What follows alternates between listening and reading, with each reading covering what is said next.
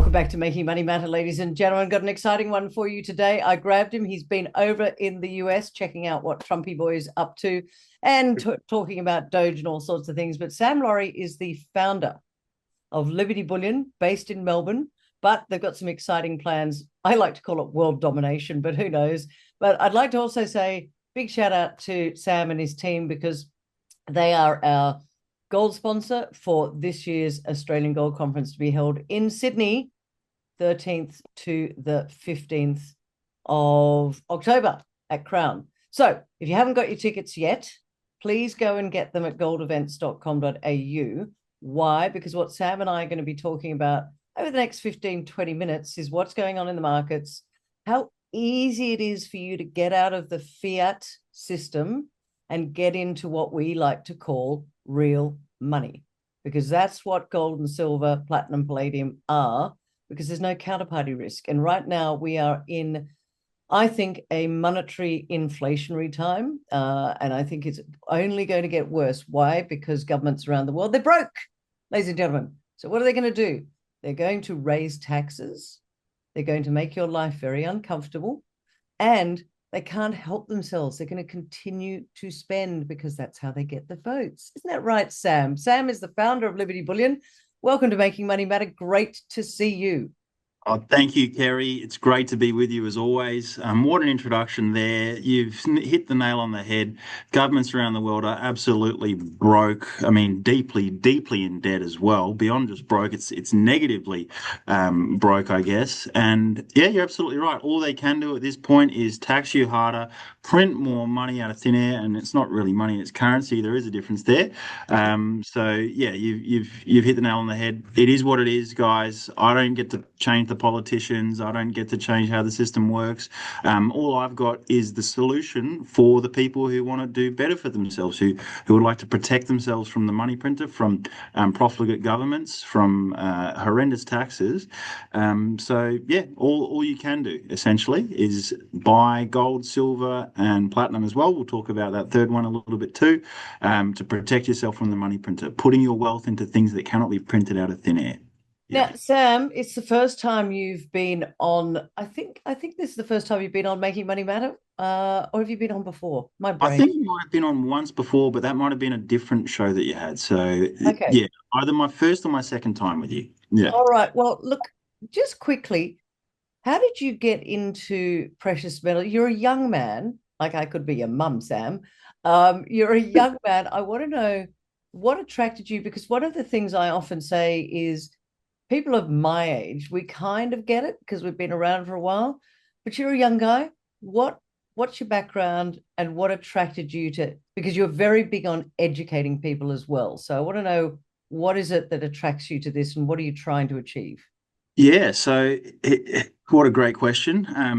For me, I think my love of precious metals started all the way back in 2018. So not that long ago now. It's what, only 7 or 8 years, 7 years ago, coming up on eight.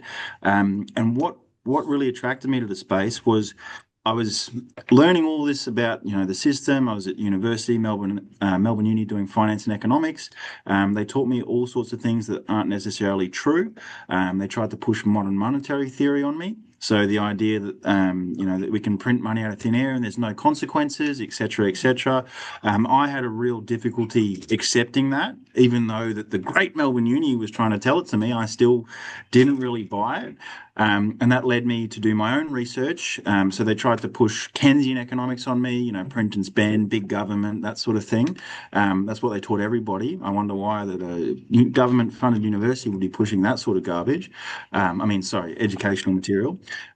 So I decided to have a look down the rabbit hole of Austrian school economics. So started learning about that, which led me towards sound money, so gold and silver. I did trade crypto as well at the time, so I do both. But my passion really lies in gold and silver from the historical standpoint. I first actually heard about gold and silver back when I was in high school. My high school history teacher was the one who first taught me about gold and silver. And he taught me about it in the context of hyperinflation. So we were studying hyperinflation in Weimar, Germany, so 1920 to 1923. And he essentially told me that, Sam, back in this period of time, anybody who held gold and silver did really, really well, phenomenally well, became very wealthy. And then everybody else who didn't got screwed, is the nice way of putting it. So that lesson stuck with me. And then when I went through the university system and they tried to push modern monetary theory on me and this idea that we can just print unlimited amounts of currency out of thin air with no consequences, I thought that doesn't Doesn't make sound right sense. to me. And then, of course, one thing led to the other. You hop in, jump down the rabbit hole, and you come out the other side, and you try and educate others. So most Australians know nothing about this stuff. That is by design, ladies and gentlemen. They don't teach you about it at uni. I know. I went to the top one in the country for finance and economics, and they still didn't teach me about it. They don't teach you about it in high school. They don't really push you towards any literature that helps you understand it. So they, by design, keep people in the dark about this stuff, and that's where I come into it. I like to help educate my fellow Australians, my fellow man, about this stuff. And to anybody who's listened over the last few years, they've done very well on a personal level, on a financial level. They've profited from it. And gold price up 40% in Aussie dollars last year, up 22% so far this year. We're only 5 months in, starting our 6th month now. So if we put up the same numbers as last year, that'll be another 20% from here. So that's why I love this stuff. I love helping my fellow man. It makes me feel really good. I sleep like a baby at night. I generate a lot of profit for our clients, which is great. I mean, I say I do it. They're the ones that actually buy the stuff, but I help them educate on how to do so. And you compare that to a system that just wants to essentially rob them through the currency printer and debasing the value of their savings. And because people they go to work all day, they leave their beautiful families at home to do so, spend their days toiling away, come home, and then at the end of the month they get paid fundamentally worthless Australian dollars into their bank account, and then those dollars lose their value over time because of the money printer. So, but most people, Sam, don't see it that way. They see it that let's just take the Australian dollar as an example. We can go into the US dollar as well, but let's just go into the Australian dollar. Most people don't see it as being devalued, because I say an ounce of gold is an ounce of gold. It's just how many dollars you need to buy that ounce of gold. yep. Why do you think most people don't see the fact that the dollar or the currency, because it really doesn't matter where you are in the world, the devaluation is there. But why do you think people are not seeing that for what it is? Because guys, not a conspiracy theory. It's not sort of all this weird mumbo jumbo stuff. What we want to talk here is in facts. Yep. The facts are governments are printing the paper currency. They are. That's a fact. Yeah. Inflation is sticky. That's a fact. But Sam, the question to you is, why is it that so few people understand what's going on? And it's not, I don't believe it's just the education system. Yeah, look, I agree with you there. It's a combination of different factors. I think fundamentally people are taught the wrong reference unit, and I'll explain what I mean by that. People think of dollars as money. I've got money in the bank. Quite a common phrase. I've got lots of money. Oh, you got lots of dollars. You got lots of money. No, sorry, no, dollars are not money. You're told they're money. We use the term, colloquially in society. Oh, he's got lots of money. Transfer my money to your account and your money to my account and money, money, money. But it's not money. It's currency. And I touched on that earlier. There's a difference between currency and money. So with the Australian people, they're taught that dollars are money. So they don't necessarily see the money as losing value. And I get this all the time. People ask me, Sam, what do you think about holding money in a bank account? And I say, well, you're losing value. And they go, but the dollar amount goes up, not down. I get interest. So my $1,000 turns into 1,005. How can I be losing money, Sam, when my money is increasing? You're crazy, Sam. You're crazy. I'm not losing money. I'm actually making money. No, no. Gold is money. It's been money for 5,000 years, for longer than paper currency has been used as uh, uh, um, A transaction unit. Yes, transaction. I like that one. So gold holds its value, which is one of the properties of money that is not a property of currency. And we get taught none of this in our education system. We don't talk about it in our financial system at all. Our media does not talk about this either. So there's nowhere that corrects people on this. You're not going to get this from the ABC. You're not going to get Seven News talking about it. Sky News won't make the differences between money and currency apparent to you. So that's the way I see it, is that society is built around the concept that dollars are money, which is a completely incorrect concept to start off with. And that, I feel, is really the big stepping that people haven't, why they don't feel like they're losing money when they're holding currency. I'm getting an interest rate on my currency, Sam. I get 4% from my bank in my savings account. My money is growing at 4% per year. Incorrect. Incorrect. You may be getting 4% more currency every year, but the currency, if you ask me, is losing value by double digits every year. So let's say that real inflation is 10%. I know the government's going to try and tell you it's 2.7. I'm smarter than that. I expect most of your viewers to be as well. So if real inflation is at 10% and the bank's giving you 4, you're not making money, you're losing money. 6 percentage points every year. Yeah. Your savings are getting debased by 6 percentage points, even if you're getting a 4% return. That's the dirty secret of money versus currency. And again, no one's going to tell you this from an education or media perspective, or your financial Yeah. accountants won't tell you, your financial planner won't tell you. Nobody's going to tell you this except maybe your bullion dealer and the gold lady. She'll tell you. Yeah, it's funny, ladies and gentlemen. I'm wearing a silver chain. He's got his gold on. I'm known as that gold lady, and Sam's known as the samurai of silver. So it's quite. I tried to change through the camera, but it didn't work. Sam, people out there think it's complicated, and I often say to people, look, don't sell your house and your children, but at least have some exposure to precious metals, be that silver, gold, platinum, or palladium. Can you break it down for my beautiful audience out there, for some people, as a learning person, if you like? And by the way, ladies and gentlemen, on 5 p.m. on the 13th, which is Monday, 13th of October at Crown Sydney, we're going to actually do a panel discussion where we're going to go all the different ways that you can get involved in precious metals. But today, Sam, I just want you to explain, if you can, in quite a succinct way, why it's not difficult, and if they're just getting started, what's the best way for them to get started? Yeah, what a question. So I get this question all the time. How do I go about it? What does it look like? A lot of people they know nothing about it. They come in, they want to learn how it all works, and completely understandable. I like to say that this stuff is not rocket science. Buying physical gold and silver will be one of the most simple investments that you can possibly make.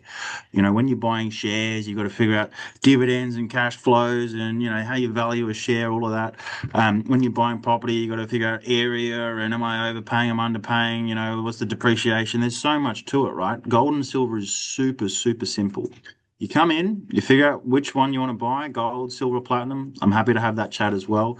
You decide, okay, I want to buy either coins or bars. Again, can have that chat too. Most people are suited to bars, but coins are really cool. And then you simply call up your bullion dealer, place an order online, send us an email, whatever suits you best. You send us the funds, we ship it to you in the mail, or you can come into our shop here in Melbourne, do everything over the counter with us, sit down, have a chat about it as well. So we've got great service.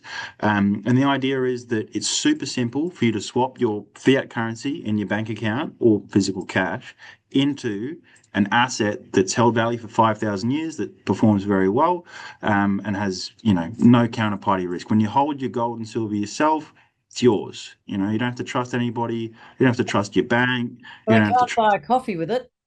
Oh, well, look, there is that. There is that. That you can't buy your coffee with gold and silver. But I question those who want to swap their gold for anything. I mean, it went up 40% last year. It's up 22% this year. Why would you want to swap that for a coffee? That makes Well, no sense. what do you say to people that often say to me, it's so expensive? Oh, well, look, I can understand that. Gold's over $5,000 an ounce today. When I first started selling it, it was $2,200 per ounce. So Wow. I can understand those who say, oh, it's run up a lot, oh, it's expensive here.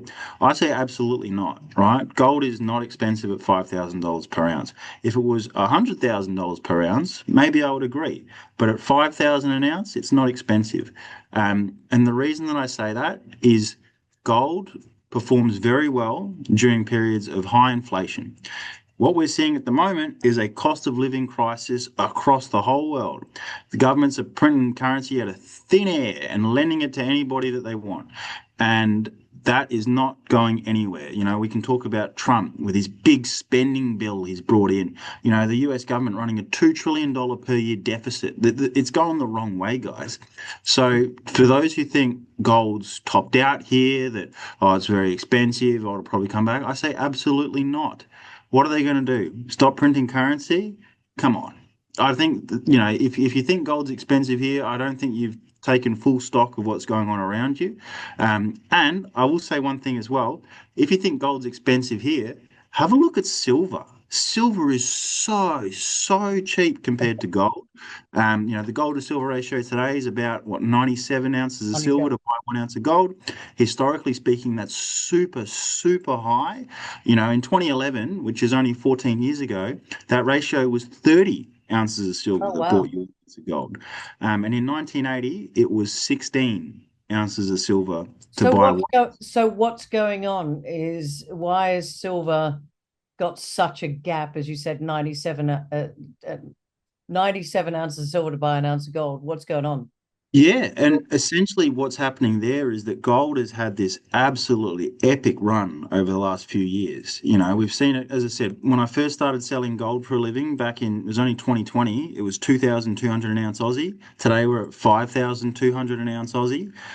So gold's had an epic run over the last 4 to 5 years. And silver, whilst it has moved up, silver went up 38% last year in Aussie dollars. You can't complain too loudly, and it's up double digits this year. It is lagging behind gold. And this isn't unusual. This happens every time that the precious metals have what's called a bull market. Silver always lags gold, but silver always outperforms gold towards the end of said bull market. So, you know, if we look back at the 1970s, which is the last big, epic precious metals bull market, gold went from 35 US dollars an ounce in 71 and it hit 850 US dollars an ounce in 1980. That's over a 30x return. You put 10 grand in, you pull 300 grand out. No one's upset with that. Gold's great. Silver went from just over $1 per ounce US and then it hit 50.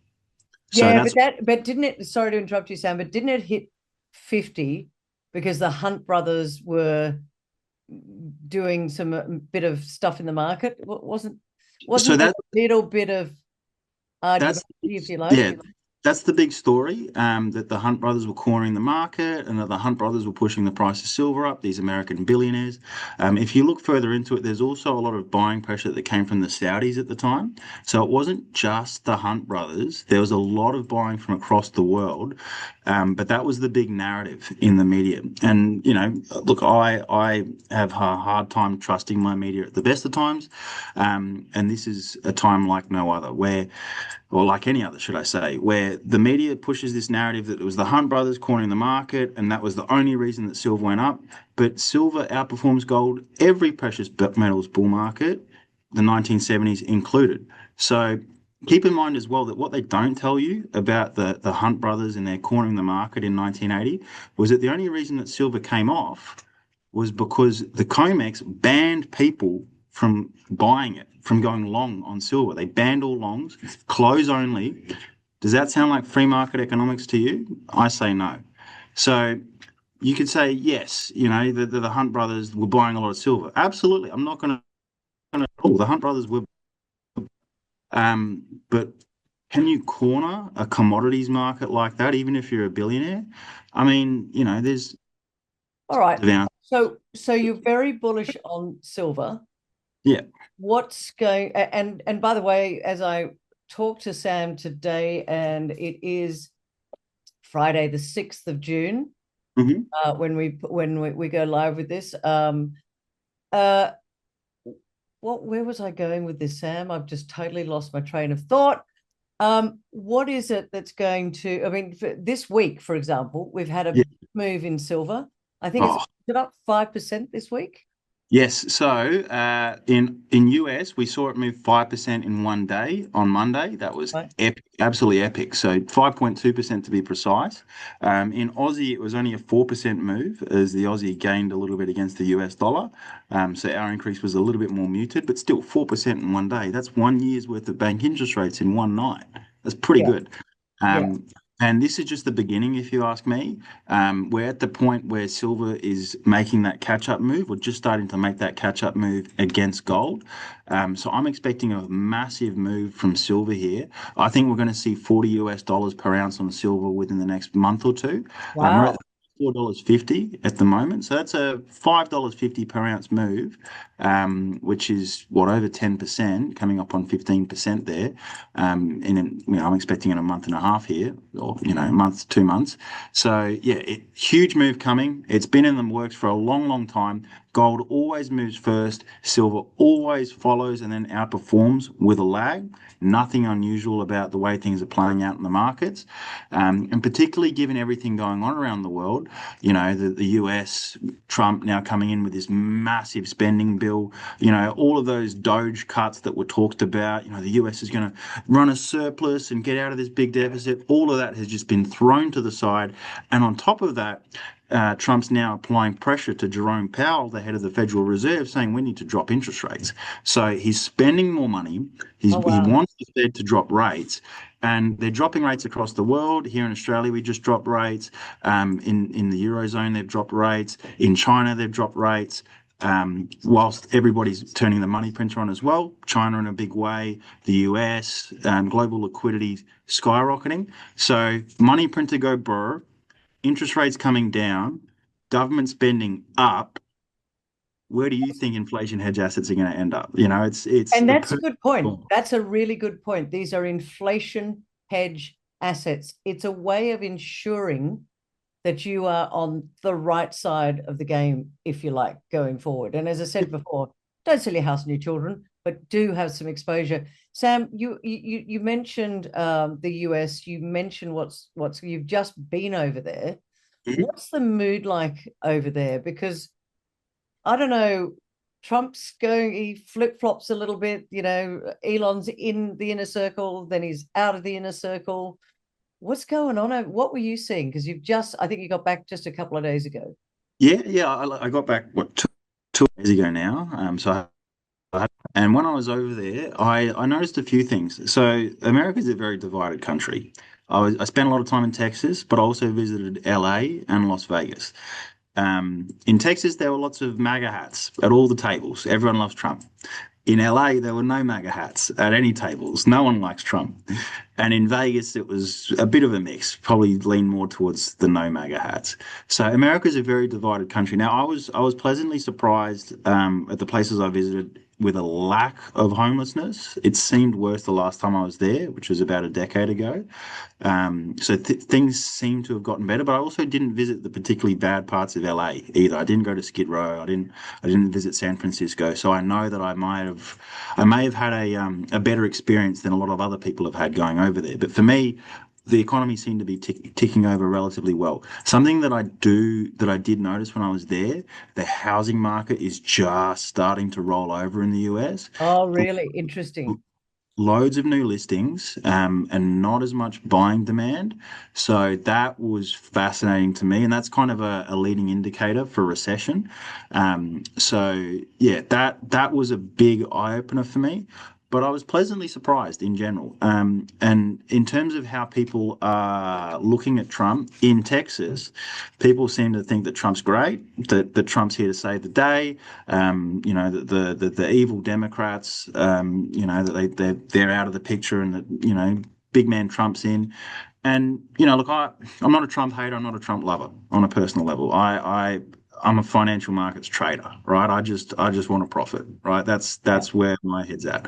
I don't care about Trump. If he brings something in, I'll look at it on its merits. And if I don't like it, it'll be because it's not good, not because I hate the man, but because what he's doing isn't good. All right. Um, Well, so I don't want to spend too much time on him, but he does have an impact on the markets.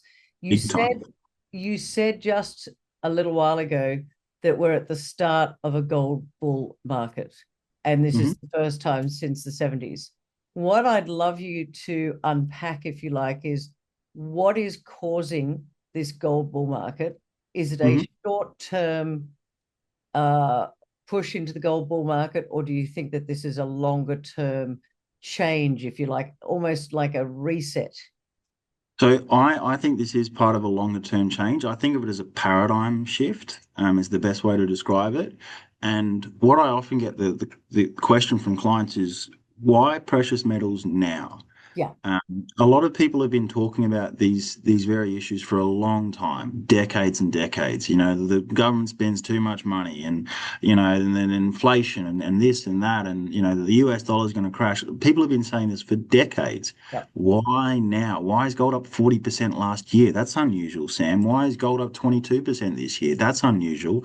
Gold's averaged 9% a year since the year 2000, which is great, but why does it smashing out of the park the last few years in particular? What's going on? My answer is why gold? Why now? It's because inflation. It's because 5, 10 years ago, if I said, hey, guys, inflation's going to get really, really bad, run to the exits, get your inflation hedges, and inflation was at sub 2%, people would go, Sam, are you okay? Is everything all right? Is the inflation in the room with us now, kind of thing? But now that inflation's really bad across the world, we're getting a massive cost of living crisis. Everybody's talking about it. You go to Woolies and it's like it's daylight robbery, that sort of thing. That is why now. And why is this the case? Well, going back to COVID 2020, the government or the Federal Reserve printed an absolutely epic amount of fiat currency, just an obscene amount of fiat currency, increasing the currency supply by a massive, massive amount, which led to huge inflation. And that phenomenon appears to not be going away. And it won't go away. Why? Because they need to print more money, because they run these Yeah. huge deficits, because they promise all these things to voters and they don't worry about how to pay for them. Those are the reasons why.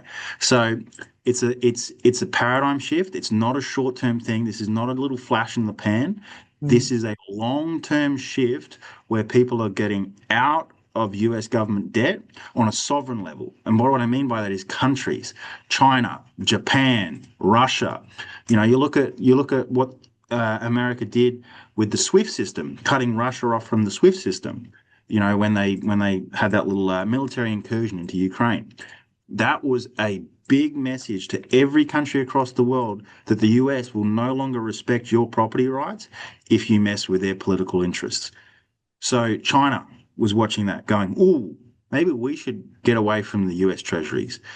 Japan, all these countries around the world watching them going, oh, maybe we shouldn't keep our wealth in US treasuries because they can just be taken away from us. Well, you know what Recognizing the can't be dollar. taken away? Gold, physical gold in the vault. So we've seen Russia move away from US treasuries towards physical gold, China dumping US treasuries to buy physical gold. And you look at the BRICS nations, you look at all these central banks across the world, the little ones that are stacking gold in massive quantities at a rate never seen before. It's an overall theme. It's a paradigm shift. It's a reset, like you mentioned.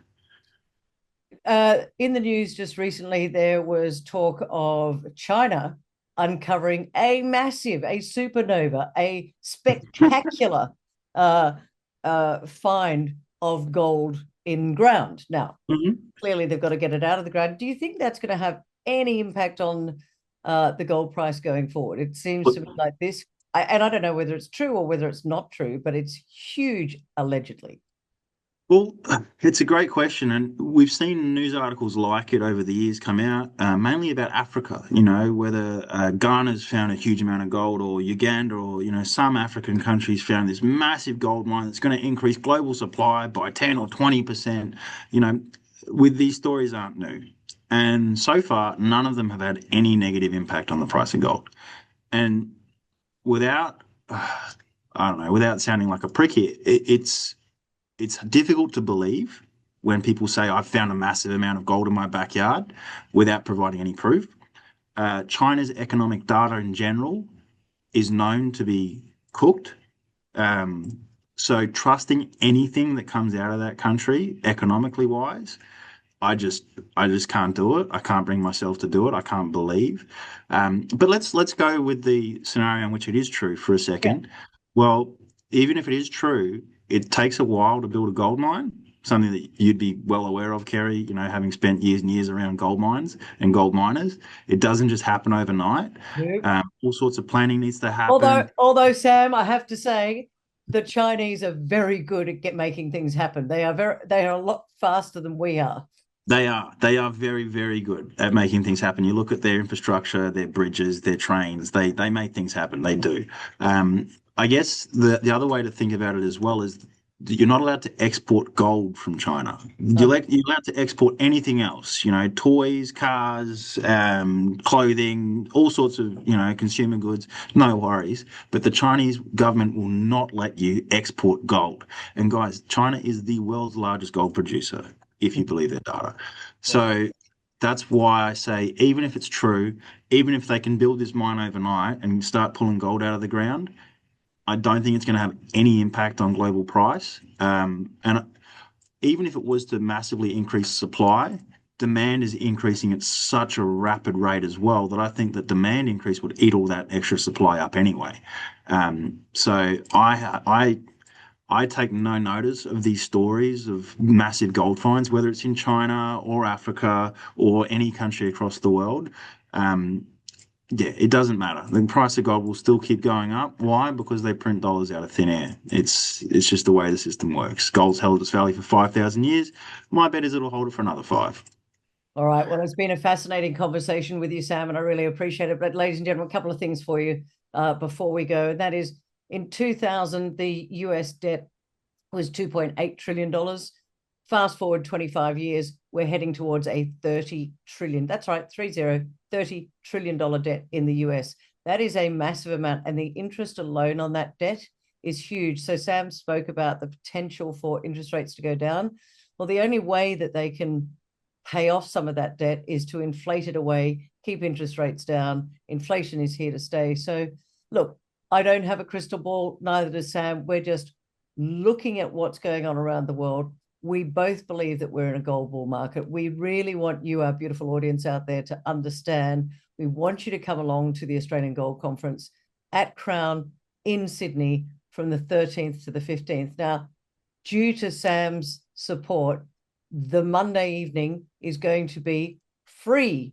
That's right, free for you to come along. Why? Because Sam is passionate about educating, as am I. So we're going to have a panel discussion for you all to learn some of the stuff we talked about today, but in a face-to-face and with other people that are already in the market and understand it. So we're going to teach you not just about physical precious metals, but we're going to talk about the different ways that you can own it, from the physical to the shares to ETFs, the pros and cons of each one of those. And by the way, none of this is financial advice because we don't know your own personal circumstances. And if you think that, gold is so expensive, well, take a look at silver. You heard what Sam had to say about silver. So take a look at silver just as a way of getting in.